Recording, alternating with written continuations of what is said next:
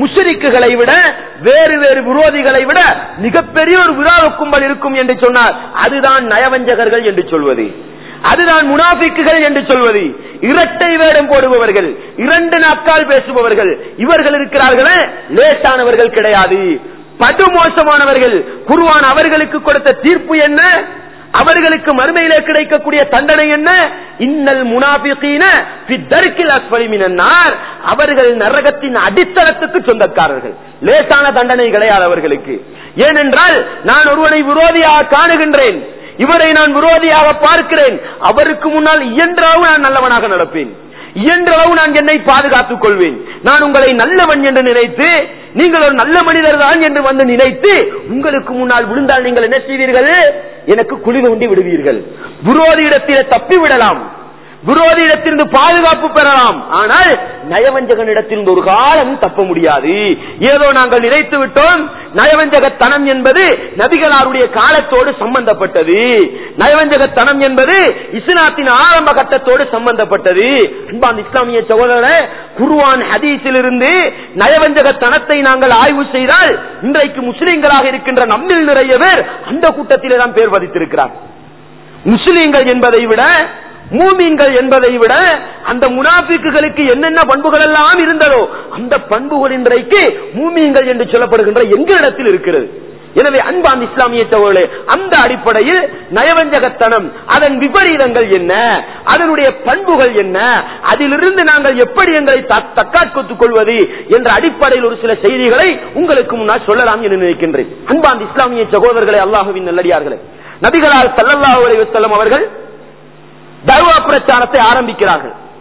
எப்பொழுது நபிகளார் ஸல்லல்லாஹு அலைஹி வஸல்லம் மதீனாவுக்கு போகிறார்களோ, மதீனாவிலே தஅவா பிரச்சாரத்தை ஆரம்பம் செய்கிறார்களோ, அப்பொழுது ஒரு கூட்டம் வெளியே வருகிறார். அப்பொழுது அவர்களுடைய கெடுபிடிகள் ஆரம்பிக்கிறது, அப்பொழுது அவர்களுடைய சதித்திட்டம் ஆரம்பிக்கிறது. முக்கியமான நோக்கம் என்னவென்று சொன்னால், ஒரு கொள்கையை எல்லோரும் ஏற்றுக்கொள்கிறார்கள். ஒரு கொள்கையை இந்த ஊரில் இருக்கின்ற பெரும்பான்மையானவர்கள் ஏற்றுக்கொண்டால் சிலர் பார்ப்பார்கள், நாங்கள் மட்டும் ஒதுங்கி இருந்தால் சரி வராது, நாங்கள் மட்டும் பிரிந்து போனால் சரி வராது, நாங்களும் இவர்களோடு சேர்ந்துதான் இவர்களை கருவறுக்க வேண்டும், இவர்களை இல்லாமலாக்க வேண்டும். இப்படி முயற்சி செய்த ஒரு கூட்டம் வெளித்தோட்டத்தில் இஸ்லாத்தை பேசுவார்கள், உள்ரங்கத்திலே குஃப்ரை, இறை நிராகரிப்பை வைத்துக் கொள்வார்கள். முகத்துக்கு முன்னால் நல்லவனை போன்று காட்டிக்கொள்வார்கள், முதுகுக்கு பின்னால் மிக கெட்டவனாக நடப்பார்கள். இப்படியாப்பட்ட பண்பு நபிகளார் ஸல்லல்லாஹு அலைஹி வஸல்லம் அவர்கள் மதீனாவிலே தஅவா பிரச்சாரம் செய்கின்ற ஆரம்ப கட்டத்திலே உருவாகி, இந்த நயவஞ்சகர்கள் எந்த அளவுக்கு மோசமானவர்கள் என்றால், எந்த அளவுக்கு படுமோசமானவர்கள் என்றால், அவர்களை பற்றி ஒரு உதாரணம் சொல்வதாக இருந்தால் சொல்கிறேன் கேளுங்கள். அப்துல்லா இப்னு சலாம் என்ற ஒருவர் யூதர்களிலே மிக முக்கியமான ஒருவர். அவர் இஸ்லாத்துக்கு வருகிறார். இஸ்லாத்துக்கு வந்ததற்கு பின்னால் சில யூதர்களில் இருக்கின்ற சிலர் வந்தார்கள், யூதர்கள் இருக்கின்ற சிலர் வந்தார்கள். நபிகளார் ஸல்லல்லாஹு அலைஹி வஸல்லம் அவர்கள் அந்த மக்களை பார்த்து இந்த அப்துல்லா இப்னு சலாம் என்பவரை மறைத்துவிட்டு, அவரை ஒளித்து வைத்துவிட்டு இவர்களிடத்திலே கேட்டார்கள், உங்களுக்கு தெரியுமா அப்துல்லா இப்னு சலாம் யார் என்று? புகழ்ந்து சொன்னார்கள். ஹைருனா வபுரு ஹைரினா என்று சொன்னார்கள். எங்களிலே மிகச் சிறந்தவர், எங்களிலே மிகச் சிறந்தவருடைய பிள்ளை என்று சொன்னார்கள். அப்பொழுது அவர் இஸ்லாத்துக்கு வந்து விட்டார், அவர் முஸ்லீம் ஆகிவிட்டார் என்ற செய்தி எடுத்துச் சொல்லப்படுகிறது. அப்பொழுது அவர்கள் அதை மறுக்கிறார்கள். அந்த அப்துல்லா இப்னு சலாம் அவர்கள் முன்னே வந்து சொல்கிறார்கள், இப்பொழுது நான் இஸ்லாத்துக்கு வந்து விட்டேன், இப்பொழுது நான் முஸ்லீம் ஆகிவிட்டேன் என்று சொல்கிறார்கள். அப்பொழுது அவர்களுடைய வாயிலிருந்து வந்த வார்த்தை என்ன தெரியுமா? இவ்வளவு நேரமும் என்ன சொன்னார்கள்? இவர் எங்களிலே நல்ல மனிதர், நல்ல மனிதருடைய பிள்ளை என்று சொன்னவர்கள் அடுத்த விடாடி என்ன செய்கிறார்கள் தெரியுமா? எங்களிலே மிக மிக கெட்டவர், வபுனு ஷர்ரினா எங்களிலே மிக மிக கெட்டவருக்கு பிறந்தவர். இந்த அளவுக்கு மோசமான நல்லவர்களை போன்று நடப்பார்கள், சந்தர்ப்பத்துக்கு ஏற்பது போன்று பிறழ்வார்கள். இது யூதர்களுடைய பண்பாக இருந்தாலும் இதைவிட படுமோசமான பண்பு நயவஞ்சகர்களுக்கு இருந்திருக்கிறது. உதாரணத்துக்காக சொல்கிறேன், இன்னொன்றை கேளுங்கள். நபிகளார் ஸல்லல்லாஹு அலைஹி வஸல்லம் அவர்கள் உஹது யுத்த களத்துக்கு படை திரட்டி கொண்டு போகிறார். உஹது யுத்த களத்துக்கு படை திரட்டி கொண்டு போகிறார்கள். இவர்களோடு முனாஃபிக்குகள் கிட்டத்தட்ட 300 பேர் முஸ்லிம்களுடைய படையோடு சேர்ந்து போகிறது. இந்த முனாஃபிக்குகள் மதீனாவிலிருந்து வெளியேறுவதற்கு முன்னால் அல்லாஹ்வின் தூதரை எங்களால் வர முடியாது, எங்களால் இஸ்லாத்துக்கு சேவை செய்ய முடியாது என்று சொல்லி ஒதுங்கி இருந்தால் 700 பேர் பலமாக போயிருப்பார்கள். 700 பேர் மிகவும் சக்தியோடு போயிருப்பார்கள். இவர்கள் செய்த வேலை என்ன தெரியுமா? இவர்களை இப்படி அறுக்கக்கூடாது, இவர்களை இப்படி வீணாக்க கூடாது. இதைவிட படுமோசமாக அந்த 300 பேரும் நாங்களும் யுத்தம் செய்கிறோம், நாங்களும் போராடுகிறோம் என்று சொல்லிக்கொண்டு அந்த கூட்டத்தாரோடு போகிறார்கள். போய் உஹது யுத்த களம் கிட்டவாகின்ற பொழுது, உஹது யுத்த களம் நெருங்குகின்ற பொழுது என்ன தெரியுமா செய்கிறார்கள்? தன்னுடைய 300 பேரையும் அழைத்துக் கொண்டு அப்படியே திரும்பி போய் விடுகிறார். அன்பான இஸ்லாமிய சகோதரர்களே, எவ்வளவு மோசமான குணம் என்று பாருங்கள். மதீனாவில் இருந்து உஹது யுத்த களம் வரும் வரைக்கும் நல்லவர்கள், நல்லவர்களை போன்று வந்தவர்கள் பக்கத்துக்கு சமீபத்தில் வந்ததற்கு பின்னால் கலட்டி கொண்டு போகிறார்கள் என்றால் இது எவ்வளவு பெரிய விபரீதத்தை ஏற்படுத்தும், இது எவ்வளவு பெரிய பாதிப்பை ஏற்படுத்தும். வந்திருக்கின்ற அந்த கூட்டத்தில் இருப்பவர்களுடைய உள்ளத்தை கூட 300 பேர் போகிறார்களே அப்பா, 300 பேர் போனால் நாங்கள் எப்படி போராடுவது என்ற இயற்கையான ஒரு மனசில் இருக்கின்ற ஒரு கோழைத்தனத்தை உண்டு பண்ணிவிடும். இப்படியாப்பட்ட படுமோசமான வேலையை செய்தவர்கள். அன்பார்ந்த இஸ்லாமிய சகோதரர்களே, அது மாத்திரமல்ல, ஸைத் இப்னு அர்கம் ரலியல்லாஹு சொல்கிறார்கள், நாங்கள் ஒரு யுத்தத்துக்கு போயிருந்தோம். அப்பொழுது யுத்தத்துக்கு போயிருக்கின்ற பொழுது இந்த அப்துல்லா இப்னு உபை இப்னு சலூல் மிக முக்கியமான முனாஃபிக்குகளுடைய தலைவன். இவன் என்ன சொல்கிறான் என்று கேட்டால், நபிகளார் இல்லாத ஒரு நேரத்தில் சஹாபாக்களிடத்தில் சிலரிடத்திலே சொல்கிறான், நாங்கள் எல்லாம் மக்காவுக்கு மதீனாவுக்கு போனதற்கு பின்னால் இந்த இழிவானவர்கள் இருக்கிறார்களே, தாழ்ந்தவர்கள் முஹாஜிர்களை சொல்கிறார்கள். மக்கா நபித்தோழர்களை சொல்லி இவர்கள் எல்லாம் கீழ்த்தரமானவர்கள், இவர்கள் எல்லாம் இழிவானவர்கள். நாங்கள் மதீனாவுக்கு போனதற்கு பின்னால் எங்களில் இருக்கின்ற இழிவானவர்களை எல்லாம் கண்ணியமான நாங்கள் வெளியேற்றி விடுவோம், அப்படி சொல்கிறார். மதீனா வாசிகளாகிய அன்சாரிகளை பார்த்து ஒரு சொல்வார்கள், அந்த உஷேத்தர் என்று சொல்வார்கள், இந்த மரத்துக்கு ஏற்று என்று சொல்வார்கள், அப்படி ஏற்றி விடுகிறார்கள். நாங்கள் மதீனாவுக்கு போனால் முதலாவது செய்ய வேண்டிய வேலை இந்த இழிவான சமூகம் இருக்கிற முஹாஜிர்கள், அவர்களை வெளியேற்றி விட வேண்டும். இந்த செய்தி ஸைத் இப்னு அர்கம் ரலியல்லாஹு காதுக்கு விழுந்து விடுகிறது. அவர் உண்மையான நபித்தோழர், உள்ளத்தினால் இஸ்லாத்தை நேசித்தவர். அவர் கவலைப்படுகிறார், என்னப்பா இது, எங்களோடு இருக்கிறார், முஸ்லிம் படையணியோடு இருக்கிறார், எங்களுக்குள் இருந்து கொண்ட எங்களுக்கு குழி வெட்டுகிறாரே என்று சொல்லி அவர் நபிகளாரிடத்திலே போய் சொல்கிறார்கள், அல்லாஹ்வின் தூதரே, இந்த அப்துல்லா இப்னு உபை இப்னு சலூல் என்பவன் இப்படி எல்லாம் சொல்கிறான் அல்லாஹ்வின் தூதரே என்று சொன்ன பொழுது, பாருங்கள், ஒரு நபித்தோழர், உள்ளத்தினால் மார்க்கத்தை நேசிப்பவர், அவருக்கு நபிகளாரிடத்தில் இருந்த இடத்தை பாருங்கள். சமூகத்திலே மிக மிக கெட்ட முனாஃபிக்கு அவர்களுக்கு இருந்த இடத்தை பாருங்கள். நபிகளாரிடத்திலே போய் சொன்ன பொழுது நபிகளார் அழைத்து விசாரிக்கிறார்கள், என்னப்பா அப்துல்லா இப்னு உபை, நீ இப்படி என்ன சொன்னாயா? அல்லாஹ்வின் மீது சத்தியமாக நான் அப்படி ஒன்றை செய்யவில்லை, அப்படி ஒன்றை சொல்லவில்லை என்று சொன்னார்.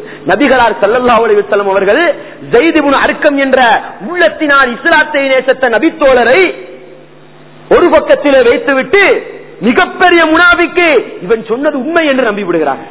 அன்பார்ந்த இஸ்லாமிய சகோதரர்களே, இப்பொழுது விளங்கும் உங்களுக்கு எவ்வளவு கெட்டவன் என்று, சமூகத்தில் எவ்வளவு பெரிய கெட்டவன்.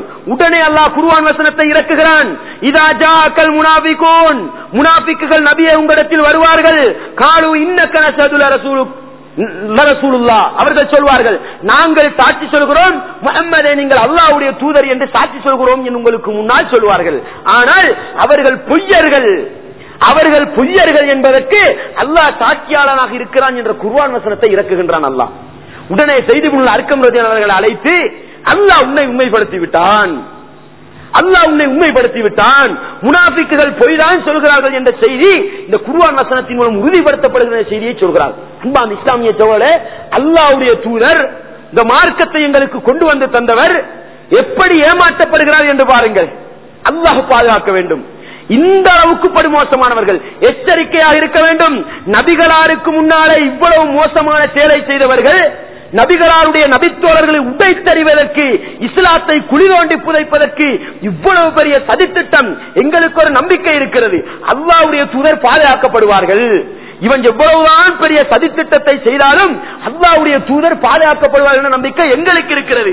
ஆனால் நபிகளாரை கண்முன்னால் வைத்துக் கொண்டு அந்த நம்பிக்கைக்கு முரணாக செய்தவர்கள் தான் அந்த முனாஃபிக்குகள். அது மாத்திரமல்ல, இன்னொரு யுத்த களத்தில் இருக்கின்ற பொழுது அன்சாரிகளுக்கும் முஹாஜிர்களுக்கும் இடையே சின்னொரு வாய்த்தக்கம். நான் இதை சொல்வது அன்றைய மக்கா முஸ்லிக்குடைய நிலையை விளங்கப்படுத்துவதற்கல்ல, அன்றைய முனாஃபிக்குடைய நிலையை விளங்கப்படுத்துவதற்கல்ல. இன்றைக்கு எங்களிடத்தில் இந்த பண்பு நிறைய இருக்கிறது. அந்த மக்கா முஹாஜிர்களுக்கும் அன்சாரி நபித்தோழர்களுக்கும் சின்ன ஒரு வாய்த்தக்கம் நபிகளாருக்கு கேள்விப்படுகிறது.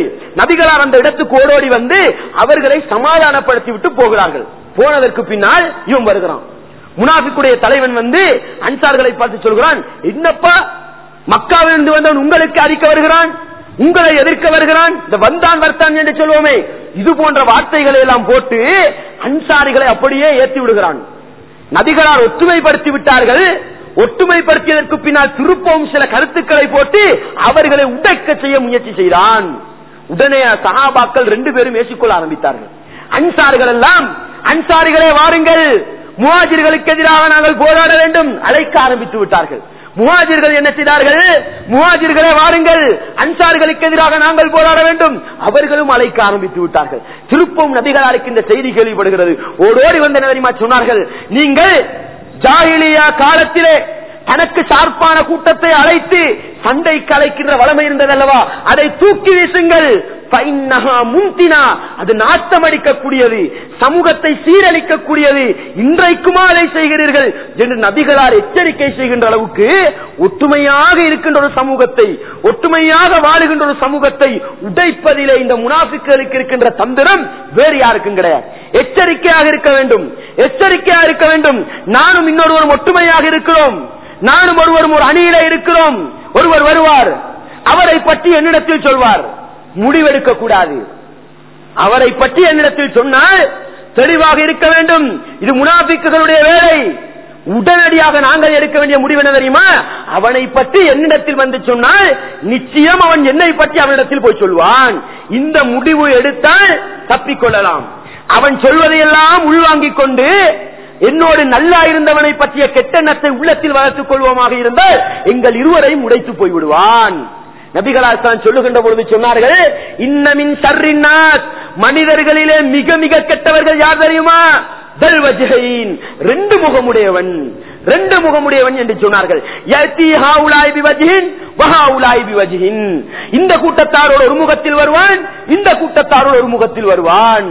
இஸ்லாமியத்தோட முனாஃபிக்குகளுக்கு முக்கியமான பண்பு 2 முகம், 2 நாக்கு, டபுள் கேம் என்று சொல்வோம். 2 விதத்திலே பேசுவான். என்னிடத்தில் வந்து ஒரு மாதிரி பேசுறது, அவரிடத்தில் போய் இன்னொரு மாதிரி பேசுறது, எனக்கிட்ட வந்து அவரை பத்தி குறை சொல்றது, என்னைய பத்தி அவரிடத்தில் போய் குறை சொல்றது. இவருக்கு நல்ல நோக்கம் ஒன்றுமே கிடையாது. இருக்கிற நோக்கம் முழுக்க ஒற்றுமையா இருக்கிற 2 பேரை பிரிக்கணும். அன்பாந்த இஸ்லாமியத்தோட எச்சரிக்கையாக இருக்க வேண்டும். அதனால் தான் நபிகளார் ஸல்லல்லாஹு அலைஹி வஸல்லம் சொன்னார்கள், உங்களிலே யாரும் அடுத்தவரை பற்றிய எந்த செய்தியையும் என்னிடத்தில் கொண்டு வந்து சொல்ல வேண்டாம்.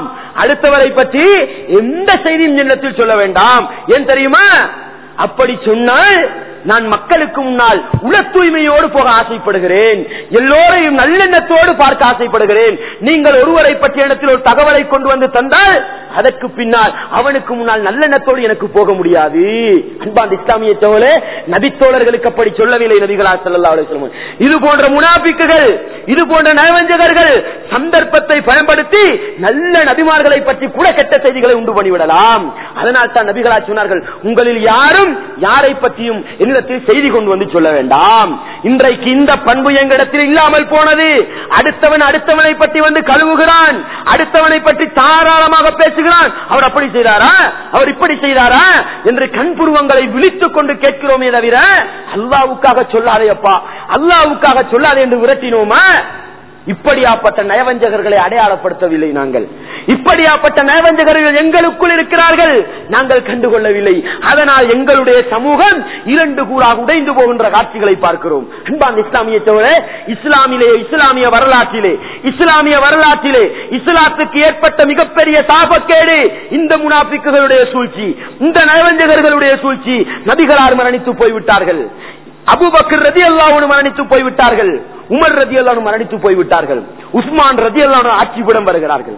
நடந்தது என்ன சகோதரர்களே, நடந்தது என்ன? உஸ்மான் ரலியல்லாஹு அன்ஹு அவர்களை பற்றி இல்லாத பொல்லாத செய்திகளை எல்லாம் மக்களுடைய உள்ளத்திலே ஊட்டி ஊட்டி உஸ்மான் ரலியல்லாஹு அன்ஹுக்கு எதிராக பெரிய ஒரு படையை திரட்டி எடுத்தார்கள், பெரிய ஒரு படையை திரட்டி எடுத்தார்கள். ஒற்றுமையாக இருந்த சமூகம், ஒற்றுமையாக இருந்த சமூகம் உஸ்மான் ரலியல்லாஹு அன்ஹுடைய கழுத்திலே கை வைக்கின்ற அளவுக்கு தகுதியப்பட்டார்கள். எதன் விளைவு? இந்த முனாஃபிக்குகளுடைய விளைவு. அந்த உஸ்மான் ரலியல்லாஹு கொலை, அதற்கு பின்னால் இன்று வரைக்கும் முஸ்லிம்களுக்கு இடையிலே ஒற்றுமை கிடையாது. இன்று வரைக்கும் முஸ்லிம்களுக்கு இடையே ஒற்றுமை கிடையாது. இது யார் உண்டு பண்ணிய சதித்திட்டம்? ஷியாக்கள் என்ற ஒரு கூட்டத்தை உருவாக்கினார்கள், கவாரிஜிகள் என்ற ஒரு கூட்டத்தை உருவாக்கினார்கள். இந்த ஷியாக்கள் ஒரு காலத்திலே ஆயிஷா ரலியல்லாஹு யுத்தம், முஆவியா ரலியல்லாஹு யுத்தம், அலி ரலியல்லாஹு கவாரிஜிகள் யுத்தம், இப்படிய நீண்ட பெரும் பெரும் இஸ்லாமிய வரலாறு காணாத யுத்தங்கள் எல்லாம் இஸ்லாத்துக்குள் நடந்தேறிய காட்சிகளை பார்த்தோம். நபிகளார் ஸல்லல்லாஹு அலைஹி வஸல்லம் அவர்கள் ஒரு வருஷம் 2 வருஷம் அல்ல, 23 வருட காலம் இஸ்லாத்தை தஅவா பணி செய்து அதில் சில யுத்தங்களை செய்தார்கள். காபிருடைய அணியிலிருந்து விரல் வெட்டி எண்ணப்படுகின்ற சிலர் தான் கொல்லப்பட்டார்கள். கிட்டத்தட்ட எத்தனையோ பல யுத்தங்கள் நடந்து அந்த யுத்தங்களில் ஒரு சில காபிர்கள் கொல்லப்பட்டார்கள். ஆனால் இஸ்லாத்திலே நடந்த 2 யுத்தம், சிஃபின் என்று சொல்வோம், ஜமல் யுத்தம் என்று சொல்வோம், முஸ்லிம்களுக்கு இடையிலே நடந்த யுத்தம், வரலாறு காணாத அளவுக்கு ஆயிரக்கணக்கான நபித்தோழர்கள் கொல்லப்பட்டார்கள், ஆயிரக்கணக்கான முஸ்லிம்கள் கொல்லப்பட்டார்கள். யாருடைய விளைவு சகோதரர்களே? விரோதிகளோடு சண்டை பிடிக்கின்ற போது இவ்வளவு பெருசு நடக்கவில்லை. முனாபிக்குகளுடைய பேச்சை கேட்டுக்கொண்டு, முனாபிக்குடைய குரலுக்கு ஏமாந்து, இதனால் வந்த விளைவு முஸ்லிம் சமூகத்துக்கு மிகப்பெரிய விளைவு. அன்பான இஸ்லாமிய சகோதரர்களே, இன்றைக்கு நீங்கள் பாருங்கள், இஸ்லாத்துக்கு யாரால் பிரச்சனை? இஸ்லாத்துக்கு யாரால் பிரச்சனை? முஸ்லிம்களால கேள்விப்படுகிறோம். இருந்த ஒரு கட்டத்துக்கு ஒரு கட்டம் சிலர் கருத்து பரப்புகிறார்கள், முஸ்லிம் பெண்களுக்கு சுதந்திரத்தை கொடுக்கவில்லை. சொன்னவன் யாரு? காபிர்கள் சொன்னால் பரவாயில்லை, விரோதிகள் தான். இஸ்லாத்துடைய பெயரை பயன்படுத்திக் கொண்டு தஸ்லீமா நஸ்ரினா என்ற ஒரு பெண்மணி சொல்லுகிறாள். இது எவ்வளவு பெரிய கொந்தளிப்பை ஏற்படுத்தியது. இன்னொரு பக்கத்திலே குர்ஆன், சைத்தானுடைய வசனங்கள் குர்ஆனிலே இருக்கிறது என்று இன்னொரு முஸ்லிம் இஸ்லாத்துடைய பெயரை பயன்படுத்திக் கொண்டு பேசுகிறார்கள். அன்பார்ந்த இஸ்லாமிய சகோதரர்களே, மேற்கத்திய உலகத்தில சில அமைப்புகள் இஸ்லாத்துடைய பெயரை பயன்படுத்திக் கொண்டு இன்றைக்கும் இஸ்லாத்தை கருவறுக்க முயற்சி செய்கின்ற காட்சிகளை பார்க்கிறோம். இன்றைக்கு எங்களுக்கெல்லாம் தெரியும், இன்றைக்கு ஒரு சட்டத்தை எடுத்துக்கொண்டால், ஒரு மசாலா பிரச்சனையை எடுத்துக்கொண்டால் அதிலே எத்தனை கருத்துக்கள், அவ்வளவு கருத்துக்கள் வருவதற்கு என்ன காரணம்? மிக பிரதானமான காரணம், இஸ்லாத்திலே நிறைய ஹதீசுகள் கட்டிவிடப்பட்டன. நபிகளாருடைய பெயரை பயன்படுத்தி ஹதீசுகள் கட்டிவிடப்பட்டன. கட்டியவர்கள் யார்? தங்களை நல்லவர்கள் போன்று காட்டிக்கொண்டு, முஸ்லிம்களை போன்று காட்டிக்கொண்டு, நல்லவர்களுடைய தோற்றத்திலே வந்து இஸ்லாத்தை கொலை செய்வதற்கு முயற்சி செய்தவர்கள். இன்றைக்கும் ஹதீசுகளை மிக கஷ்டப்பட்ட ஆய்வு செய்து பின்பற்ற வேண்டிய நிலைக்கு தள்ளிவிட்டவர்கள் இந்த முனாஃபிக்குகள் தான், இந்த நயவஞ்சகர்கள் தான். இஸ்லாமிய சகோதரர்களே, எனவே நயவஞ்சகர்கள் என்பவர்கள் லேசானவர்கள் கிடையாது. சமூகத்தில் இருக்கின்ற படுமோசமானவர்கள், மிக மிக கெட்டவர்கள் இந்த முனாஃபிக்குகள். இவர்களுடைய சில பண்புகளை நானும் நீங்களும் பார்த்துக் கொண்டால், ஏன் தெரியுமா மோசமான பண்பை நான் எடுத்து சொன்னேன்? நான் பண்புகளை மட்டும் சொன்னால் நீங்கள் எடுக்கக்கூடிய முடிவு என்ன தெரியுமா? நான் பொய் தானே சொல்கிறேன், நான் அடுத்தவனை ஏமாற்றுவது மட்டும்தானே, இப்படி நாங்கள் நினைத்து விட்டு போகலாம். இஸ்லாமிய சோழர் இவ்வளவு பெரிய கொடிய செயலை செய்தவர்கள் இருக்கிறார்களே, அவர்களுக்குரிய பண்பைத்தான் நபிகளார் சொல்லிவிட்டு போனார்கள். முதலாவது பண்பு என்ன தெரியுமா? கொள்கையிலே உறுதி கிடையாது. சின்னொரு பிரச்சனை வந்து விட்டால் போதும், சின்னொரு குழப்பம் வந்து விட்டால் போதும், உங்களோடு எங்களுக்கு இயங்க முடியாது, உங்களோடு எங்களுக்கு செய்ய முடியாது, இது தேவையில்லாத பிரச்சனை. கொள்கையை பேசுகிறான், கொள்கை இதுதான் சரி என்று விளங்குகிறது, சின்னொரு பிரச்சனை வந்து விட்டால் போதும் ஆட்டம் கண்டுவிடுகிறான். நபிகளார் ஸல்லல்லாஹு அலைஹி வஸல்லம் அவர்கள் தெளிவாக சொன்னார்கள். ஒரு இறை விசுவாசிக்கு என்ன தெரியுமா உதாரணம்? ஒரு இறை விசுவாசிக்கு உதாரணம் ஒரு மரத்தை போன்று எவ்வளவுதான் சோதனைகள் வந்தாலும், எவ்வளவுதான் பிரச்சனைகள் வந்தாலும், நபிகளார் அப்படியே சொன்னார்கள், காத்தடிக்கிறது அந்த மரத்துக்கு பல பாதிப்புகள் ஏற்படுகிறது, ஆனால் அதனுடைய தண்டு உறுதியாக நிற்கிறது. இது மூமினுக்கு உதாரணம் என்று சொன்னார்கள். முனாஃபிக்கு உதாரணம் என்ன தெரியுமா? சோதனைகள் வரும், வந்தவுடன் அப்படியே படுத்து போய் விடுவான். உதாரணத்துக்காக நாங்கள் ஒரு வயல்வெளி ஒன்று செய்கிறோம். வயல்வெளி ஒன்று செய்தால் ஒரு மழை அடிக்கிறது அல்லது பெரிய ஒரு காத்தடிக்கிறது, காலையிலே போய் பார்த்தால் எல்லாம் படுத்து கிடக்கும், தண்ணி போன இடம் முழுக்க அப்படியே படுத்து கிடக்கும். இதை நபிகளார் உதாரணமாக சொன்னார்கள் முனாஃபிக்கு. முஸ்லிமுக்கு உதாரணம், இறை விசுவாசிக்கு உதாரணம், கொள்கையில உறுதியாக இருப்பான், எவ்வளவுதான் பிரச்சனைகள் வந்தாலும், எவ்வளவுதான் தொல்லைகள் வந்தாலும் கொள்கையிலே ஆட்டம் காண மாட்டான். நான் கொண்ட கொள்கை என்னுடைய உயிர் போனாலும் நிறைவேற்றுவேன் என்று நிலைத்து நிற்பான். அதற்கு நேர்மாறாக முனாஃபிக்குடைய நிலை என்ன தெரியுமா? பேசுவான். இந்த உஹது யுத்தத்திலே ஓடியது போன்று, வேறு வேறு சந்தர்ப்பங்களிலே கலந்து போனது போன்று இந்த முனாஃபிக்கள் பார்ப்பார்கள். நல்ல ஒரு வெற்றி வாரது மாதிரி விளங்கினால் தலையை தடாவிக் கொள்வார்கள். தோல்வி என்ற நிலை வந்தால் ஓடிவிடுவார்கள். இதுதான் கொள்கையிலே உறுதி இல்லாத முனாஃபிக்குகளுடைய நிலை என்பதை நபிகளார் ஸல்லல்லாஹு அலைஹி வஸல்லம் அவர்கள் அழகாக சொல்லி காட்டினார்கள். எனவே அன்பார்ந்த இஸ்லாமிய சகோதரர்களே, இந்த பண்பு கொள்கையை பேசுகின்ற நானும் நீங்களும் சின்ன சின்ன பிரச்சனைகளுக்காக கொள்கையை விட்டு ஒதுங்கி இருக்கின்றோமா? எவ்வளவு பெரிய பிரச்சனையாக இருக்கலாம், உலக பிரச்சனை என்று வந்துவிட்டால் அதுதான் சில்லறை பிரச்சனை. மார்க்கத்திலே சில்லறை பிரச்சனை கிடையாது. மார்க்கத்திலே இருக்கின்ற ஒரு சுப்ஹானல்லாஹும் சரி, அல்லது இலட்சக்கணக்கு ரூபாய் செலவழித்து செய்யப்படுகின்ற ஹஜ்ஜும் சரி, இது ரெண்டும் சரிதான். இந்த ரெண்டும் பெருசுதான். சுப்ஹானல்லாஹ் ஒரு மனிதனை சுவனத்துக்கு செல்லலாம், ஹஜ்ஜுடைய வணக்கம் ஒரு மனிதனை சுவனத்துக்கு செல்லலாம். இதிலே சில்லறை பிரச்சனை கிடையாது. அதே நேரத்தில் உலகத்திலே ஏற்படுகின்ற பிரச்சனைகள், உலகத்திலே ஏற்படுகின்ற சண்டை சச்சரவுகள், உலகத்திலே ஏற்படுகின்ற வாய்த்தக்கங்கள், இவைகளெல்லாம் கொள்கையிலே எங்களை பின்னடைய செய்யக்கூடாது. நீ என்ன செய்தாலும் பரவாயில்லை, இது என்னுடைய கொள்கை அப்பா, நான் உள்ளத்தினால் நேசித்த கொள்கை, அதற்காக நான் கடைசி மூச்சு வரைக்கும் பாடுபடுவேன் என்று இருப்பவன் தான் உண்மையான இறை விசுவாசி.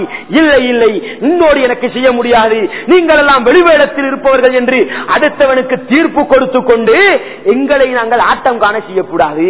எனவே அன்பார்ந்த இஸ்லாமியத்தோடு ஒரு இறை விசுவாசிக்கு இருக்க வேண்டிய மிகப்பெரிய ஆதாரம் என்னவென்றால், மிகப்பெரிய உதாரணம் என்னவென்றால், அவன் ஒரு கொங்கிரீட் தூணை போன்று இருக்க வேண்டும், சேற்றிலே நாட்டப்பட்ட கம்பை போன்று இருக்கக்கூடாது. எனவே அன்பார்ந்த இஸ்லாமியத்தோடு இந்த கொள்கை அடுத்தவனுக்கு தீர்ப்பு கொடுப்பதற்கல்ல, தெளிவாக புரிந்து கொள்ள வேண்டும்.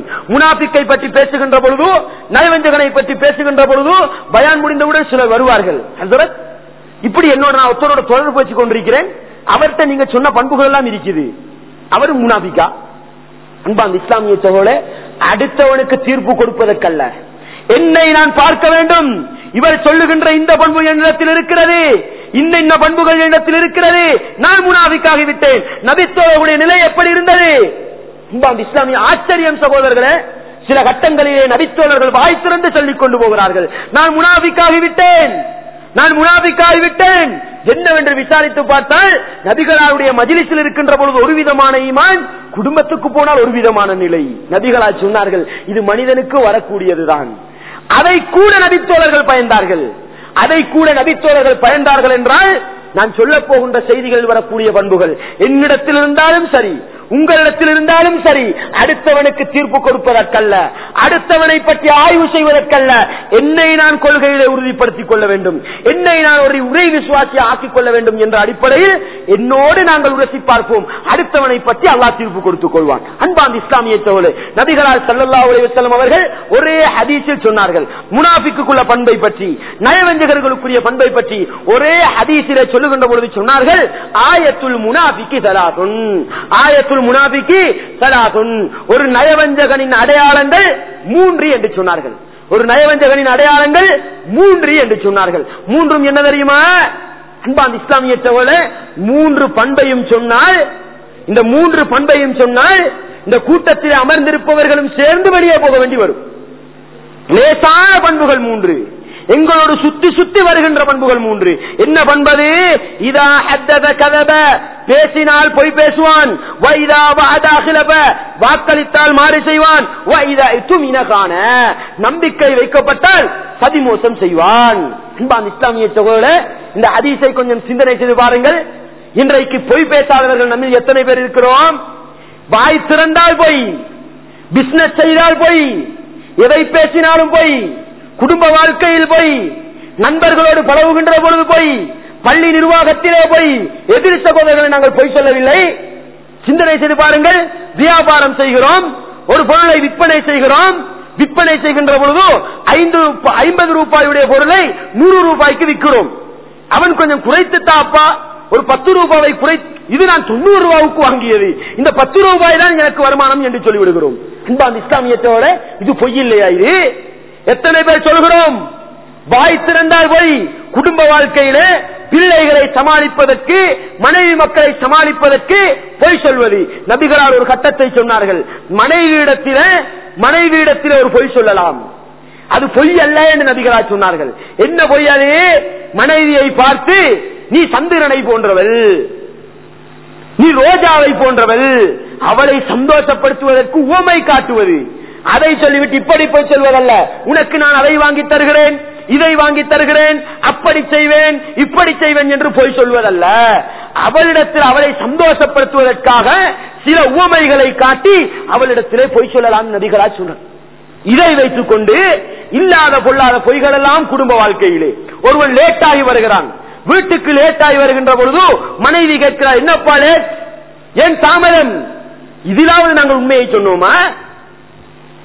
சொல்வது பொய், வாயை திறந்தால் பொய்.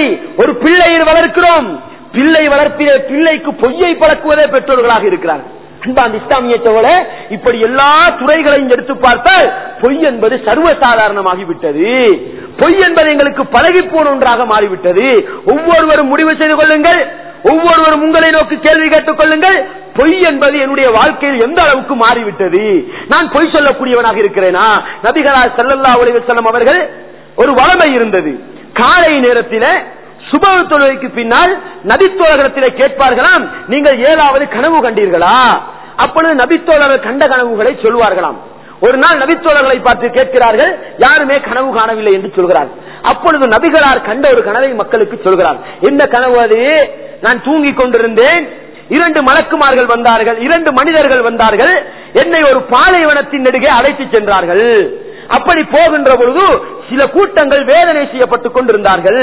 அதில் ஒரு கூட்டத்தை கண்டேன், சிலர் நெருப்பிலான கத்திரிகளை கையிலே வைத்துக் கொண்டு இந்த தாடை பகுதி அப்படியே வெட்டுகிறார்கள். இந்த தாடை பகுதியை வெட்டி வெட்டி வெட்டி அப்படியே புடரி வரைக்கும் போவது, திருப்பி இடது பக்கத்தை வெட்டி வெட்டி புடரி வரைக்கும் வருவது, வெட்டி முடிந்ததற்கு பின்னால் திருப்பி ஒன்று சேர்ந்து விடுகிறது. நபிகளார் கடைசியில் சொல்கிறார்கள், அவர்கள் என்னிடத்தில் வந்தவர்கள் மலக்குமார்கள். அவர்களிடத்தில் நான் கேட்டேன், இப்படி தண்டனை கொடுக்கப்படக்கூடியவர்கள் யார்? இவர்கள் தான் பொய் பேசியவர்கள், இவர்கள் தான் பொய் பேசியவர்கள். அன்பார்ந்த இஸ்லாமிய சகோதரர்களே, பொய் என்பது லேசான தவறு கிடையாது, பொய் என்பது லேசான குற்றம் கிடையாது. நாங்கள் நிறைய பாவங்களை செய்வதற்கு இந்த பொய்த்தான் காரணியாக இருக்கிறது. நபிகளார் தெளிவாக சொன்னார்கள், பொய் என்பது மோசமான நடத்தைகளின் பக்கம் இட்டு செல்லும், பாவமான காரியங்களின் பக்கம் இட்டு செல்லும், அந்த பாவமான காரியங்கள் நரகத்தின் பக்கம் இட்டு செல்லும் என்று சொன்னார்கள். எனவே அன்பார்ந்த இஸ்லாமிய சகோதரர்களே, முனாஃபிக்குரிய பண்பு அந்த பொய் என்னிடத்திலும் உங்களிடத்திலும் இருக்கிறதா? நாங்கள் மறுமையிலே வெற்றி பெறலாமா? இன்னொரு ஹதீஸை நான் சொல்லுகிறேன், அதில் இதைவிட தெளிவாக வருகிறது. அன்பார்ந்த இஸ்லாமிய சகோதரர்களே, அதே போன்று 2வது பண்பை பாருங்கள், வைதா வஅத அக்லஃப, வாக்களித்தால் மாறு செய்வான். வாக்களித்தால் என்ன செய்கிறது? தாராளமாக நடக்கிறது. உதாரணத்துக்கு சொல்லுகிறேன் பாருங்கள், நாங்கள் உங்களுக்கு முன்னால் பயான் பண்ணுகிறோம், உங்களுக்கு முன்னால் பேசுகிறோம், நாங்கள் சுத்தவாதிகளா? அல்லாஹ் பாதுகாக்க வேண்டும், நாங்கள் நல்லவர்களாக இருக்க வேண்டும். இன்றைக்கு நடப்பு என்ன? ஒரு மௌலவியை பயானுக்கு பேசுகிறார்கள். ஒரு மௌலவியை பயானுக்கு பேசினால், ஓ நான் வருகிறேன் வருகிறேன் என்று சொல்லிவிட்டு மனிதனுக்கு வேலை வெட்டிகள் காரணங்கள் வரலாம், வந்தால் அதற்கு எடுக்க வேண்டிய நடவடிக்கை எடுக்க வேண்டும். என்ன செய்வது? நிறைய பேரு சத்தம் இல்லாமல் போனை ஓபன் பண்ணி வைத்து விடுவது, போனுக்கு பதில் கொடுப்பது கிடையாது. டேட் நெருங்கி விட்டால். அன்பார்ந்த இஸ்லாமிய சகோதரர்களே, எங்களுடைய தஅவாக்களத்திலே சர்வசாதாரணமாக நடக்கிறது. எங்களுடைய தஅவாக்களத்திலே சர்வசாதாரணமாக நடக்கிறது. ஒரு சகோதரன் இடத்திலே போகிறோம், இன்றைக்கு இப்படி ஒரு தர்பியா நிகழ்ச்சி இருக்கிறது, ஓ நான் உங்களுக்கு முன்னால் வந்து விடுவேன். அன்பார்ந்த இஸ்லாமிய சகோதரர்களே, ஒரு பக்கத்திலே போய் இன்னொரு பக்கத்திலே வாக்களித்தால் மாறு செய்வது. வருவேன் என்று சொல்லிவிட்டு ஏன் சகோதரர்களை 7வதை சுமக்க வேண்டும்? 7விட்டால் சொல்லுங்கள், இது எனக்கும் உங்களுக்கும் செய்கின்ற மார்க்கம் கிடையாது, அல்லாஹ்வுக்கு செய்ய வேண்டிய மார்க்கம். அல்லாஹ்வுக்காக வேண்டி நான் வருவேன், இல்ல முகத்துக்கு முன்னால் வருவேன் என்று சொல்லிவிட்டு வராமல் இருந்தால் என்ன சகோதரர்களை அர்த்தம்? நான் கோபிக்க கூடாது என்பதற்காக, என்னை அமைதிப்படுத்த வேண்டும் என்பதற்காக முகத்துக்கு முன்னால் வருவேன் என்று சொல்லிவிட்டு போகிறார் போக்கு. என்னத்துக்கு நாங்க போறது? நடக்கிறதா இல்லையா? ஒவ்வொருவரும் சிந்தனை செய்து பாருங்கள். சில கட்டங்களிலே தூர இடங்களுக்கு பயான் நிகழ்ச்சிக்கு போக வேண்டி வரும், வாகனம் ஒன்றை பிடிக்க வேண்டும், பலரிடத்திலும் சல்லி கேட்பார்கள் வாகனத்துக்கு கொடுப்பதற்கு. எந்த அளவுக்கு என்று சொன்னால், சிலர் சல்லியை கூட கொடுப்பார்கள், கொடுத்துவிட்டு வருவேன் என்று சொல்லிவிட்டு நேரம் வருகின்ற பொழுது ஆள் தலைமறைவு நடக்கிறதா இல்லையா? இதையெல்லாம் சாதாரணமாக எடுத்துக்கொண்டோம், இதெல்லாம் சின்ன காரியமாக எடுத்துக்கொண்டோம். இதைவிட பெருசிருக்கிறது. கடன் வாங்குகிறோம், கடன் வாங்கிவிட்டு தெளிவாக புரிந்து கொள்ள வேண்டும். நபிகளார் அழகாக சொன்னார்கள், ஒருவன் கடன் வாங்குகிறான், கொடுக்கக்கூடிய எண்ணத்தில் வாங்குகிறான், அல்லாஹ் கொடுக்கக்கூடிய சந்தர்ப்பத்தை ஏற்படுத்தி கொடுப்பான்.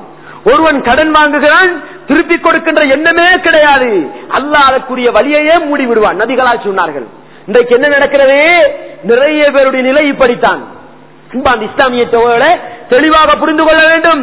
15ஆம் திகதி நான் கடனை திருப்பி தருவேன் என்று சொல்லிவிட்டு 15ஆம் தேதி ஆள் தலைமறைவு, 15ஆம் தேதி போனோ. அன்பான் இஸ்லாமிய தோழர்களே, நடக்கிறதா இல்லையா? இஸ்லாம் சொல்கிறது, தெளிவாக சொல்கிறது, நீ கடன் எடுத்து விட்டாய், கொடுக்கக்கூடிய எண்ணத்தில் தான் எடுத்தாய், ஆனால் நான் கொடுக்க முடியவில்லை, ஓடாதே, ஒளியாதே, வாக்கு மீறாதே, நீ அவனிடத்தில் போய் ஒரு அவகாசம் கேள். இப்படித்தான் அப்பா எனக்கு திருப்பி தர முடியவில்லை, இன்னும் 2 நாள் அவகாசம் தந்து விடு. இதுதான் சகோதரர்களை ஈமானுக்குரிய அடையாளம். இதை விட்டுவிட்டு ஒளிந்தோடுவது, வாக்குக்கு மாறி செய்வது, இது முஸ்லிமுக்குரிய அடையாளம் அல்ல, இது முனாஃபிக்குரிய அடையாளம். அடுத்தது என்ன? நான் ஒருவனை நம்பி போகிறேன், நான் ஒருவனை நம்பி போகிறேன், நம்பி வந்தவனை கழுத்தறுப்பது என்று சொல்வார்கள். நம்பிக்கை வைக்கப்பட்டால் சதிமோசம் செய்வது என்று சொல்வார்கள். ஒருவனை நம்பி இன்றைக்கு சர்வசாதாரண நடக்கிறது. இந்த முதாரபா என்று சொல்வோம், கிராதி என்று சொல்வோம், வியாபார முறை. எனக்கு வியாபாரம் செய்ய முடியாது, தெரியாது, என்னிடத்தில் ஆனால் பொருளாதாரம் இருக்கிறது. ஒரு நல்லவர் என்று கண்டுகொண்ட ஒருவரை 5 நேரம் தொழுகிறார், ஹஜ்ஜுக்கு போகிறார், நல்லவரை போன்று காட்சியளிக்கிறார். அவரை நம்பி இந்த என்னுடைய சல்லியை கொடுக்கிறேன், நீங்கள் வியாபாரம் செய்யுங்கள், அதில் வருகின்ற வருமானத்தில் எனக்கு ஒரு பங்கு தாங்கள். இது இஸ்லாம் அனுமதித்த முறை. என்ன செய்கிறார்கள்? ஒரு சிறிது காலத்துக்கு மாதா மாதம் வருமானம் போகிறது. அதற்கு பின்னால் என்ன? 10 பேர் சேர்ந்து விட்டால் 10 பேருடைய சல்லியையும் சுரண்டி கொண்டு ஆள் மாறிவிட்டார். கேள்விப்படுகிறோமா இல்லையா? செய்பவர்கள் யாரு? நம்பித்தானே சகோதரர்களை ஒப்படைத்தேன். தெளிவாக இருக்க வேண்டும். பள்ளி நிர்வாகத்தின் விடயம், பள்ளி நிர்வாகத்தை நம்பி ஒப்படைக்கிறோம். நான் ஒருவரை இவர் நிர்வாகத்துக்கு தகுதி என்று தேர்வு செய்கிறேன், இன்னொருவர் இன்னொருவரை தேர்வு செய்கிறார். எங்களுடைய சொந்த விருப்பத்துக்கா? என்னுடைய வீட்டை நிர்வகிப்பதற்காக நான் உங்களை தேர்ந்தெடுத்திருக்கிறேன்? கிடையாது. அல்லாஹ்வுடைய மாளிகையை நிர்வகிப்பதற்கு நீங்கள் நல்லவர் என்று நம்பி நான் தேர்ந்தெடுத்திருக்கிறேன். நடக்கக்கூடிய நிலை என்ன? நிர்வாகத்துக்கு வரும் வரைக்கும் நல்ல பிள்ளை, வந்ததற்கு பின்னால் அவருடைய கூத்தை காட்டுவது. நம்பித்தானே சகோதரர் நிர்வாகத்தை ஒப்படைத்தோம், மாறி செய்யலாமா? நிர்வாகத்தை எடுத்தால் பள்ளியிலே என்னென்ன கடமைகள் செய்யப்பட வேண்டுமோ, பள்ளிகள் எப்படி நிர்வகிக்கப்பட வேண்டுமோ அப்படி நிர்வகிக்கப்பட வேண்டும். கவலைப்படக்கூடிய ஒரு விடயம், கவலைப்படக்கூடிய ஒரு விடயம், நிர்வாகிகள், இந்த பள்ளிக்குரிய நிர்வாகிகள் இருந்தால் என்னோடு கோபிக்க கூடாது. அல்லாஹ்வுக்காக சொல்லுகின்றேன், இந்த பள்ளியை பொறுப்பெடுத்திருக்கின்ற நிர்வாகிகள் இந்த பள்ளியிலே 5 நேரம் தொழுகை நடக்கிறதா என்று பார்த்தோமா? இந்த பள்ளி பராமரிக்கப்படுகிறதா என்று பார்த்தோமா? ஏதோ பள்ளிக்கு தலைவராக இருந்தால் போதும், பள்ளி நிர்வாகத்தில் இருந்து விட்டால் போதும். இதற்கா சகோதரர்களை நிர்வாகம்? அல்லாஹ் என்ன சொல்கிறான்? இன்னமா யஅமுரு மசாஜிதல்லாஹி மன் ஆமன பில்லாஹ். பள்ளிகளை நிர்வகிக்க தகுதியானவர்கள் அல்லாஹ்வை நம்பியவர்கள். அல்லாஹ்வை நம்பியவர்கள் யார் சகோதரர்களே? நயவஞ்சகத்தனம் இருக்கக்கூடாது, சிறுக்கு மட்டுமல்ல முனாஃபிக்குத்தனம் இருக்கக்கூடாது. சமூகம் என்னை நல்லவன் என்று போட்டால் நல்லவர்கள் செய்ய வேண்டிய காரியங்களை எல்லாம் செய்ய வேண்டும். எனவே அன்பான் இஸ்லாமிய தோழே, முதலாவது நிபந்தனை ஈமான், முதலாவது நிபந்தனை ஈமான். ஈமானுக்கு முரணானது குஃப்ரு, ஈமானுக்கு முரணான தெளிவாக புரிந்து கொள்ள வேண்டும். எனவே இந்த பண்பு, நான் நம்பி ஒப்படைக்கிறேன், நிர்வாகத்துக்கு நீங்கள் தான் தகுதி, ஒப்படைத்ததற்கு பின்னால் எங்களுடைய போக்கிலே நாங்கள் போகிறோம் என்றால் நிச்சயம் நாங்கள் மாட்டிக்கொள்வோம். குல்லுக்கும் ராயின் வ குல்லுக்கும் மஸ்ஊலுன் அன் ரஅய்யத்திஹி. நீங்கள் எல்லாம் பொறுப்புதாரிகள், நீங்கள் எல்லாம் பொறுப்புதாரிகள். பொறுப்பு உங்களை நம்பி ஒப்படைக்கப்பட்டால் பொறுப்புக்கு மாற்றமாக நடக்கக்கூடாது, பொறுப்பை முறிக்க கூடாது. அன்பாந்த இஸ்லாமிய சகோதரர்களே, மறுமையிலே அந்த பொறுப்பை பற்றி விசாரிக்கப்படும். கத் அஃப்லஹல் முஃமினூன், இறை விசுவாசிகள் வெற்றி பெற்று விட்டார்கள். யார் இறை விசுவாசிகள்? அல்லாஹ் அழகாக பண்புகளை சொல்கிறான் சூரத்துல் முஃமினூன்.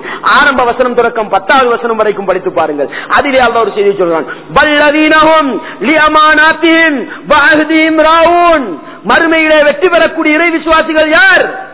அல்லதீனஹும் லிஅமானாத்திஹிம், தன்னிடத்திலே நம்பி ஒப்படைக்கப்பட்ட அமானிதங்கள், அவர்களோடு செய்து கொள்ளப்பட்ட உடன்படிக்கைகள், ராஊன், அவைகளை கவனிப்பார்கள். அதிலே சதிமோசம் செய்ய மாட்டார்கள். செய்து கொண்ட உடன்படிக்கைக்கு முரணாக நடக்க மாட்டார்கள். அன்பார்ந்த இஸ்லாமிய சகோதரர்களே, தெளிவாக இருக்க வேண்டும், எச்சரிக்கையாக இருக்க வேண்டும். இது நான் ஒரு சப்ஜெக்டோடு நான் சொல்லுகின்றேன். நீங்கள் வியாபார தளத்தை எடுத்து பாருங்கள். ஒரு பக்கத்திலே பொய் சொல்வது, இன்னொரு பக்கத்திலே ஏமாற்றுவது.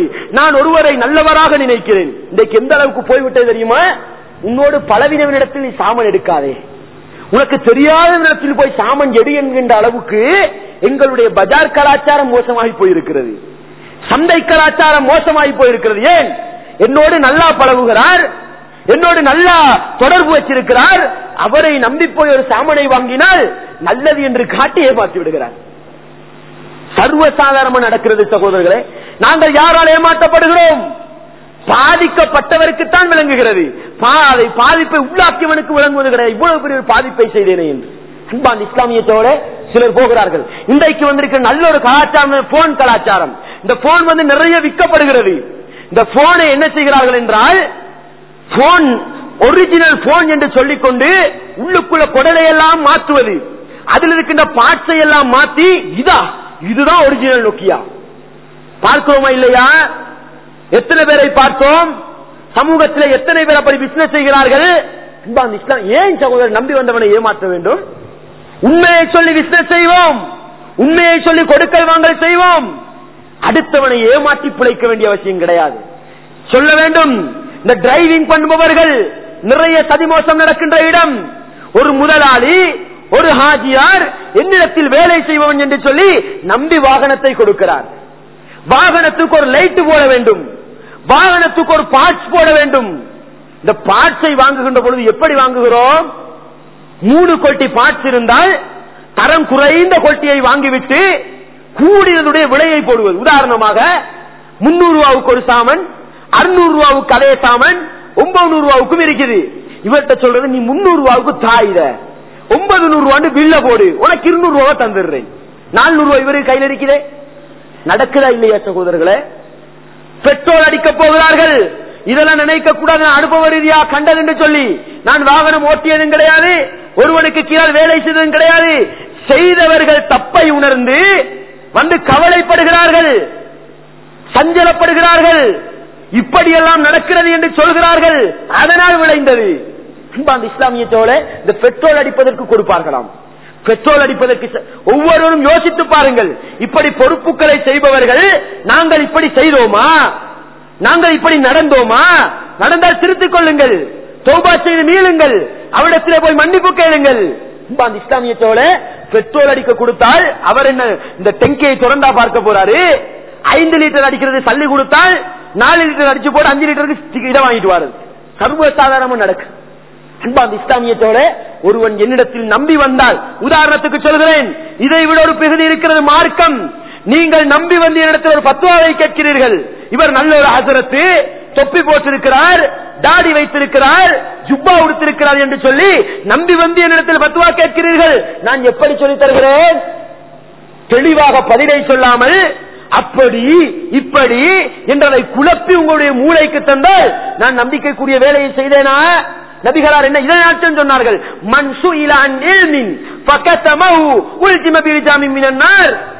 ஒருவனிடத்திலே ஒரு சம்பந்தப்பட்ட ஒரு கேள்வி கேட்கப்படுகிறது, ஒரு அறிவை பற்றி ஒரு கேள்வி கேட்கப்படுகிறது. அவன் தெளிவாக சொல்லிக் கொடுக்காமல் அதை மறைத்தால் கிடைக்கக்கூடிய தண்டனை என்ன தெரியுமா? நெருப்பினான ஒரு கடிவாளம் போடப்படும். இதெல்லாம் புரிந்தது கிடையாத சகோதரன். நாங்கள் எல்லா மட்டங்களும், மடையர்கள் மட்டம் முதல் படித்து பட்டம் பெற்றவர்கள் வரை ஏமாற்றிக் கொண்டுதான் இருக்கிறார்கள், ஏமாற்றிக் கொண்டுதான் இருக்கிறார்கள். அன்பார்ந்த இஸ்லாமியத்தோட இதுவெல்லாம் மூமினுக்குரிய அடையாளம் கிடையாது. இறை விசுவாசிகளுக்குரிய பண்பு கிடையாது. எங்களுக்குள் நாங்கள் மாற்றத்தை கொண்டு வர வேண்டும், எங்களுக்குள் நாங்கள் சீர்திருத்தத்தை கொண்டு வர வேண்டும். இன்னொரு ஹதீஸிலே நபிகள் இப்படி சொன்னார்கள் பாருங்கள், அர்பவுன் 4 விடயங்கள் இருக்கின்றன. மன் குன்ன ஃபீஹி கான முனாஃபிகன் காலிஸா. இந்த 4 பண்புகளும் யாரிடத்தில் இருக்கிறதோ அவன் சுத்தமான முனாஃபிக்கு, அவன் சுத்தமான முனாஃபிக்கு. 4 பண்புகளிலே 3ஐ சொன்னேன் நான் ஆரம்பத்திலே. இன்னொன்றை சொன்னார்கள், வைதா காஸம ஃபஜர. வைதா காஸம ஃபஜர. ஒருவனோடு தர்க்கம் புரிகிறோம், ஒருவனோடு வாதம் நடத்துகிறோம். வாதம் நடத்துகின்ற பொழுது தக்க வாதங்களை வைக்காமல் வைக்கக்கூடாத வாதங்களை வைப்பது. ஒருவனோடு வாய்த்தக்கம் போகிறது, வாய்த்தக்கம் போனால் அவன் பேசக்கூடியதைத்தான் நாங்களும் பேச வேண்டும். அதை விட்டுவிட்டு என்ன செய்கிறது? பஜர, மோசமான வார்த்தைகளை பாவிப்பது, கெட்ட நடவடிக்கைகளை மேற்கொள்வது, இது போன்ற செயற்பாடுகளை செய்வதும் இறை விசுவாசிகளுக்கு அழகல்ல என்று சொல்லலாம். அன்பார்ந்த இஸ்லாமியத்தோட இன்றைக்கு சில விவாத மேடைகள் நடக்கின்றது, சில விவாத மேடைகள் நடக்கின்றன. அந்த விவாத மேடைகளுக்கு போய் பார்த்தால் குர்ஆன் ஹதீஸின் அடிப்படையில் பேச வேண்டும் என்ற ஒப்பந்தம், பேச வேண்டும் என்ற ஒப்பந்தம் பண்ணிவிட்டு குர்ஆன் ஹதீஸை பேசுகின்ற பொழுது செய்யக்கூடிய வேலை என்ன? உதாரணமா நான் பேசுகிறேன் என்று வைத்துக் கொள்ளுங்கள், எனக்கு எதிரணி ஒருத்தர் இருக்கிறான்னு வைத்துக் கொள்ளுங்கள். நான் வாதங்களை எடுத்து வைத்தால் வாதங்களுக்கு பதில் சொல்ல வேண்டியவர் என்னுடைய குறைகளை எல்லாம் கதைப்பது, என்னுடைய மறைவுகளை எல்லாம் கதைப்பது, என்னுடைய சொந்த பிரச்சனைகளை எல்லாம் கதைப்பது, இது ஒரு முஃமினுக்கு அழகல்ல, ஒரு இறை விசுவாசிக்கு அழகல்ல. நடக்கிறதா இல்லையா சகோதரர்களே? சாதாரணமாக நடக்கிறது. எனவே என்னுடைய வாழ்க்கையில் நடந்தது. நான் சில உலமாக்களோடு வாதம் புரிய போனால், வாதம் புரிய போன தலைப்புக்கு பேசாமல் நீ ஒரு பொய்யன், நீ அங்கே அப்படி போய் சொன்னாய், நீ இங்கே இப்படி போய் சொன்னாய், இல்லாதது பொல்லாததை எல்லாம் சொல்லி விவாதத்தை முறிக்க முயற்சி செய்வது சர்வ சாதாரண சகோதரர்களே.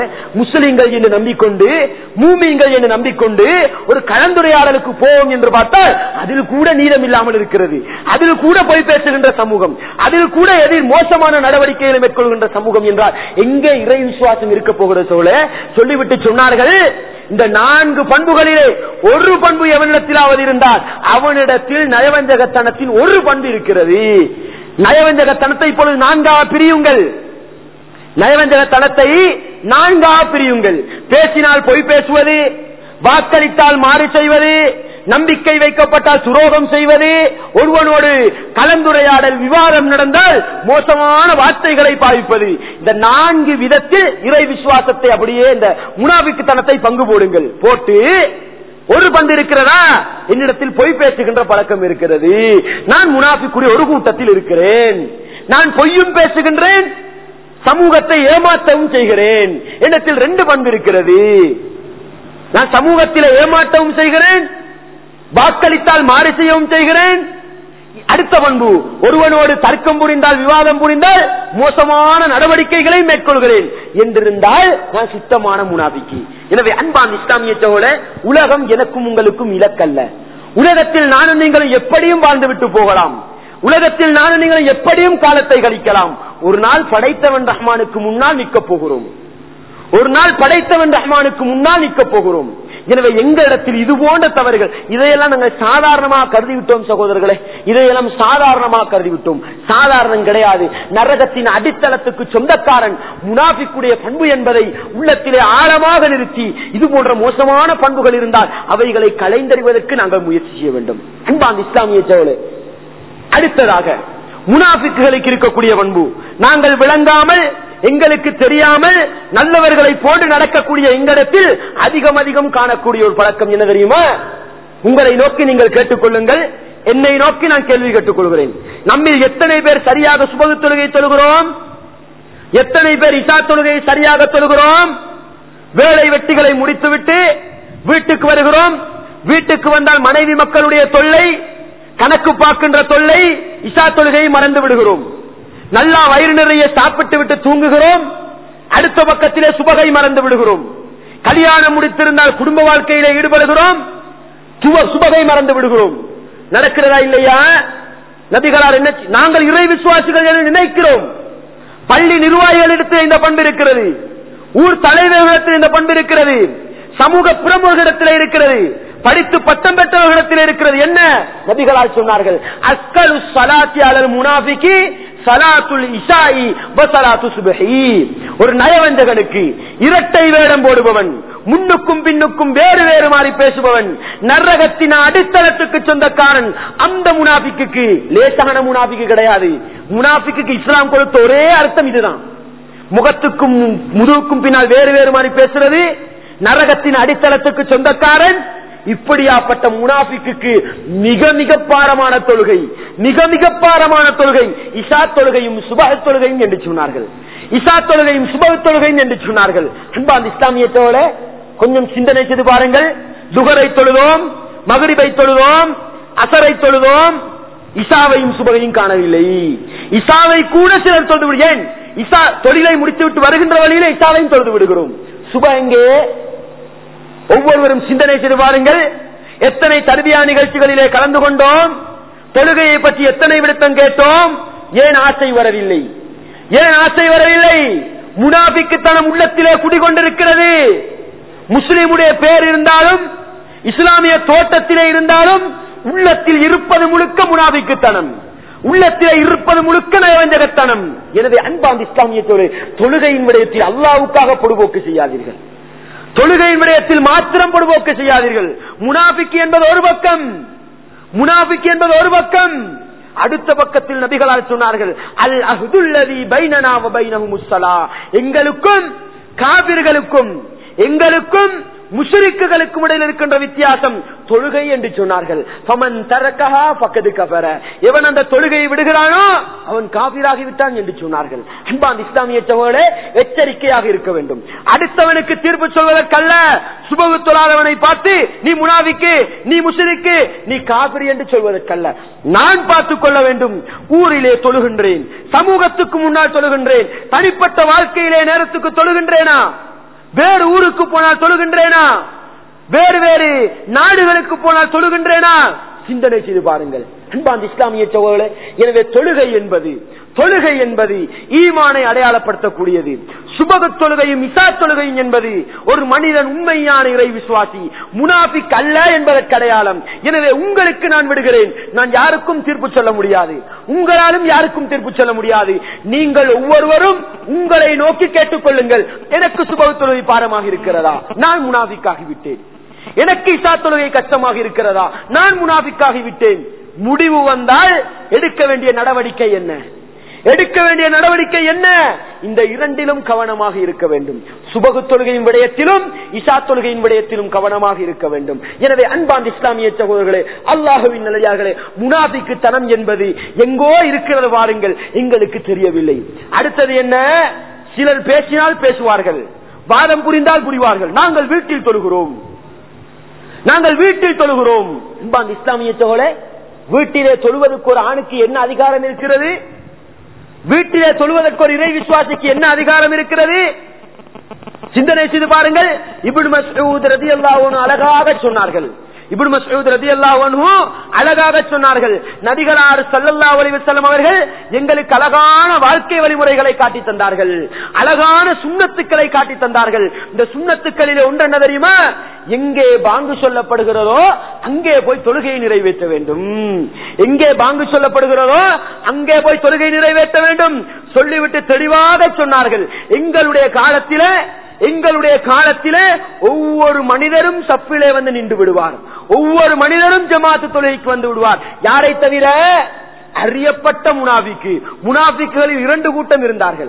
அப்துல்லா இப்னு உபை இப்னு சலூல் போன்றவர்கள் அறியப்பட்ட முனாஃபிக்குகள், அறியப்பட்ட நயவஞ்சகர்கள். இது போன்ற அறியப்பட்ட முனாஃபிக்குகளை தவிர மற்றெல்லோரும் ஜமாத்து தொழுகைக்கு வருவார்களாம். எந்த அளவுக்கு வருவார்களாம்? ஒருவருக்கு நடக்க முடியாது, கால் சூகையாக இருக்கிறது, இரண்டு பேருடைய துணையோடு சஃபிலே கொண்டு வந்து நிறுத்தப்படுவார். ஏன்? கால் நடக்க முடியாது, சூகையாக இருக்கிறது. ஏன் வர வேண்டும் சகோதரர்களே? வராவிட்டால் முடிவு. இவன் அறியப்பட்ட முனாஃபிக்கு கூட்டம். அன்பார்ந்த இஸ்லாமிய சகோதரர்களே, முனாஃபிக்குத்தனம் எங்கே இருக்கிறது என்று பாருங்கள். வீட்டிலே தொழலாமா? பள்ளிக்கு வராமல் வீட்டிலே தொழலாமா? முடிவெடுங்கள். எத்தனை பேர் ஒரு காலத்திலே நாங்கள் பேசினோம், ஒரு காலத்திலே கேள்வி கணைகள் வந்தது. ஹஜ்ரத், பள்ளியிலே பித்அத் நடக்கிறது, ஷிர்க் செய்கிற இமாம் தொழுவிக்கிறார், எப்படி நாங்கள் ஜமாத் நடத்துவது? எங்களுக்கு ஒரு பள்ளி கட்டலாமா? தனிப்பள்ளி உருவாக்கலாமா? கேட்டோம், கேட்கத்தான் வேண்டும். ஆர்வத்தின் வெளிப்பாடு, இஸ்லாத்தை உள்ளத்தினால் நேசிப்பதன் வெளிப்பாடு, அதை குறை சொல்லவே முடியாது. ஆனால் அல்லாஹ் சந்தர்ப்பத்தை தந்தானா இல்லையா? அவகாசத்தை தந்தானா இல்லையா? குர்ஆன் ஹதீஸின் அடிப்படையிலே ஜமாத்தா தொழுகின்ற சந்தர்ப்பம், குர்ஆன் ஹதீஸின் அடிப்படையிலே ஜமாத்தா தொழுவிக்கப்படுகிறது. அதற்கு பின்னால் என்ன செய்கிறோம்? என்னென்னமோ தாக்கு போக்குகளை சொல்லிக்கொண்டு, காரணங்களை சொல்லிக்கொண்டு, எனக்கு வர முடியவில்லை, தூக்கம் போய்விட்டது, பிள்ளை சிறுநீர் கழித்து விட்டது, இப்படியெல்லாம் சாக்கு போக்குகளை சொல்லிக் கொண்டிருக்கிறோம். அன்பார்ந்த இஸ்லாமிய சகோதரர்களே, தெளிவாக இருக்க வேண்டும். நானும் நீங்களும் நினைப்பது போன்று நயவஞ்சகத்தனம் என்பது அந்த காலத்துக்கு சொந்தமல்ல. இன்றைக்கும் இருக்கிறார்கள். அன்றைக்கு நபிகளால் தீர்ப்பு கொடுத்தார்கள், இன்றைக்கு என்னாலும் உங்களாலும் தீர்ப்பு கொடுக்க முடியாது. நானும் நீங்களும் எங்களை நோக்கி கேட்டுக்கொள்ள வேண்டும். நான் முனாஃபிக்கா, நான் நயவஞ்சகனா என்று முடிவெடுக்க வேண்டும். இன்னொரு கட்டம் இருக்கிறது. தொழுகையோடு சம்பந்தப்பட்ட 3 விதமான நிபாக்குத்தனம் பாருங்கள். ஒன்று, இஷா தொழுகையும் சுபஹ் தொழுகையும் பாரமாக இருக்கிறது. இதிலே மிகப்பெரிய ஒரு கூட்டம், கொள்கையை பேசுபவர்களிலே கொள்கையை பேசாதவர்கள் ஒரு பக்கம் இருக்கட்டும், கொள்கையே கிடையாதவர்களுக்கு கொள்கையை பேசுகின்ற நம்மளில் ஒரு கூட்டம் முனாஃபிக்காக இருக்கிறோம் என்றால் என்ன நிலை? ஜமாஅத் தொழுகையை புறக்கணிப்பதன் மூலம் இன்னொரு கூட்டம், சுபஹ் இஷா தொழுகையிலே ஒரு கூட்டம், ஜமாஅத் தொழுகையை புறக்கணிப்பதிலே இன்னொரு கூட்டம். இன்னொரு கூட்டம் என்ன தெரியுமா? அல்லாஹ் குர்ஆனிலே அழகாக சொல்லி காட்டுகிறான். இன்னல் முனாஃபிகீன, முனாஃபிக்குகள் என்பவர்கள், நயவஞ்சகர்கள் என்பவர்கள், யுகாதிஊனல்லாஹ, அல்லாஹ்வுக்கு எதிராக சதி செய்கிறார்கள், அல்லாஹ்வுக்கு எதிராக சதி திட்டம் தீடுகிறார்கள். வஹுவ காதிஉஹும், அல்லாஹ் அவருடைய சதி திட்டங்களை எல்லாம் முறியடித்துக் கொண்டிருக்கிறான். என்னது? நல்லவர்களை போன்று காட்டிக்கொள்வது, என்னமோ நான் தான் அல்லாஹ் மாதிரி, எனக்கு முன்னால் நல்லவனாக நடித்துக் கொள்வது, இப்படி அவர் அவரையே ஏமாற்றிக் கொள்கிறார். அல்லாஹ்வை பற்றி அவர் சிந்தித்தது கிடையாது. உலகத்தில் உள்ளவர்களுக்கு நல்லவர்களை போன்று காட்டிக்கொண்டு செய்யக்கூடாத காரியங்களை எல்லாம் செய்வது, பள்ளி தலைவராக இருந்து கொண்டு ஊரில் எல்லா கெட்ட காரியங்களையும் நடக்குது. இலங்கை முழுக்க பள்ளி தலைவராக இருந்து கொண்டு தௌஹீத்வாதிகளுக்கு அடிக்க வேண்டுமா, குர்ஆன் ஹதீஸை எதிர்க்க வேண்டுமா, எல்லாம் செய்வார்கள். என்ன அவருக்கு இருக்கிற போஸ்ட், என்ன அவருக்கு இருக்கிறது? நாம் பள்ளி தலைவர், என்னை தட்டி கேட்க யார் இருக்கிறார்? நல்லவரை போன்று அவருக்கு தெரியாது, எனக்கு நானே சதி செய்து கொள்கிறேனே. அதைத்தான் அல்லாஹ் சொல்லி காட்டுகிறான். முனாஃபிக்குகள், டபுள் கேம்காரர்கள், நயவஞ்சகக்காரர்கள், அல்லாஹ்வுக்கு எதிராக சதித்திட்டம் செய்ய நினைக்கிறார்கள். அல்லாஹ் அவர்களுடைய சதித்திட்டத்தை முறியடித்துக் கொண்டிருக்கிறான். தொடர்ந்து சொல்லுகின்ற பொழுது தொடர்ந்து அல்லாஹ் சொல்லி காட்டுகிறான். வைதா காமு இல ஸலாத்தி, அவர்கள் தொழுகைக்காக வந்து நின்றால் காமு குசாலா, சோம்பேறிகளாக நிற்பார்கள். தொழுகைக்காக வந்து நின்றால் எங்கள் நிறைய பேர் என்னத்துக்கு தெரியுமா தொலைவாரது? இன்னொரு பகுதி இருக்குது, அடே நான் பள்ளி நிர்வாகத்தில் இருக்கிறேனே, நான் தொலைவாராட்டி குறை சொல்லுவாங்களே, இப்படி ஒரு நிலைமை. எப்படா தொழுது முடிவோம், எப்படா தொழுகை சலாம் கொடுக்கிறது, இப்படி நிறைய பேர் வாரது. கடையை மூடிட்டு வாரது, ஓடோடி வாரது இக்காமத்துடைய நேரத்துக்கு, இங்கடா தொழுக முடியும். சோம்பேறிகளாக தொழுகையிலே நிற்பது, இதுவும் இறை விசுவாசிகளுக்குரிய பண்பல்ல. எந்த அளவுக்கு எங்களுடைய சமூகம் மோசம் என்றால், கொள்கையை பேசுகின்ற நம்மிடத்தில் இந்த பண்பு குறைவாக இருக்கலாம். இமாம் எவ்வளவு பெரிய சூரா ஓதினாலும் பேசாமல் சொல்வார்கள், பாராட்ட வேண்டும். சில பள்ளிகளுக்கு போனால் இமாம் ஒரு பெரிய சூரா ஓதிவிட்டால் போதும். இன்றைக்கு இசாவுக்கு ஓதினது மாதிரி வேற பள்ளிகள் இசாவுக்கு ஓதினா போதும். பெச்சுக்கு சண்டைக்கு வர்றது யார் தெரியுமா? இல்லையா உங்களுக்கு? யார்? பள்ளி நிர்வாகிகள். ஏன்னா தொழுகையை நீட்டிட்டாராம். தொழுகைக்கு வாரத்துக்கு என்னதுக்கு எவ்வளவு அவசரமா தொழுதுட்டு ஓடலாமோ அவ்வளவு அவசரமா ஓடுறது. இதைத்தான் அல்லாஹ் சொல்லி காட்டுகிறான். தொழுகைக்கு வருகின்ற பொழுது, தொழுகைக்கு நிற்கின்ற பொழுது சோம்பேறிகளாக உள்ளத்தினால் தொழமாட்டார்கள். ஃபவைலுல் முஸல்லீன், ஃபவைலுல் முஸல்லீன், தொழுபவர்களுக்கு கேடு இருக்கிறது, தொழுபவர்களுக்கு கேடு இருக்கிறது. யார் அந்த தொழுகையாளிகள்? அல்லதீனஹும் அன் ஸலாத்திஹிம் சாஹூன், விட்டு விட்டு தொழுவார்கள், பொடுபோக்காக தொழுவார்கள். அல்லதீனஹும் யுராஊன், அடுத்தவனை காட்ட வேண்டும் என்பதற்காக.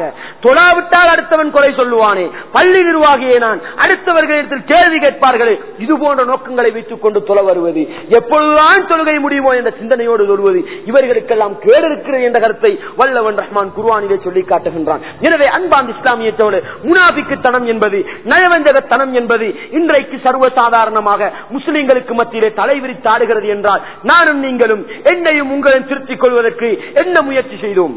சிறுக்கை விட்டு ஒதுங்கினோம், சிறுக்கை விட்டு ஒதுங்கினோம், பித்அத்திலே எச்சரிக்கையாக இருக்கிறோம். இது போன்று சிறுக்கு நரகத்துக்கிட்டு செல்லும், பிதஅத் நரகத்துக்கு செல்லும். இது போன்று நரகத்துக்கு செல்லக்கூடிய ஒன்றுதான் இந்த நயவஞ்சகத்தனம், இந்த முனாஃபிக்குத்தனம். நான் இவ்வளவு நேரம் சொன்ன பண்புகள் என்றால் இதை விட்டொழிப்பதற்கு நாங்கள் என்ன நடவடிக்கை எடுத்தோம்? இதை சமூகம் சேர்ந்து நடவடிக்கை எடுக்க முடியாது. இது சமூகம் சேர்ந்து சிறுக்கை ஒழிப்பதற்கு சமூகம் சேரலாம், பிதஅத்தை ஒழிப்பதற்கு சமூகம் சேரலாம். ஆனால் நிஃபாக்குத்தனத்தை ஒழிப்பதற்கு சமூகம் சேர முடியாது. ஒவ்வொருவரும் முடிவெடுக்க வேண்டும், ஒவ்வொருவரும் முடிவெடுக்க வேண்டும்.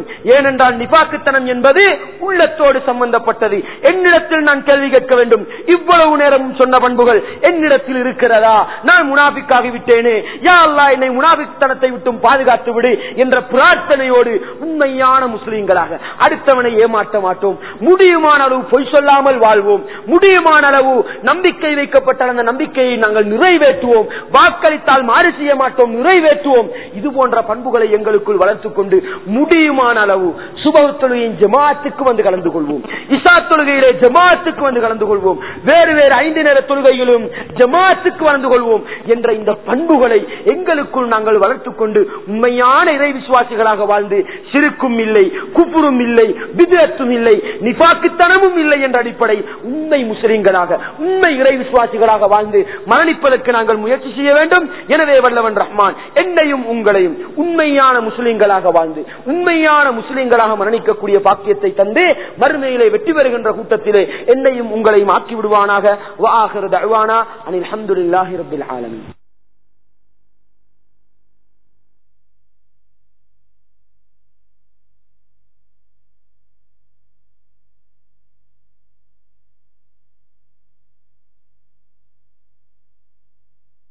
بسم الله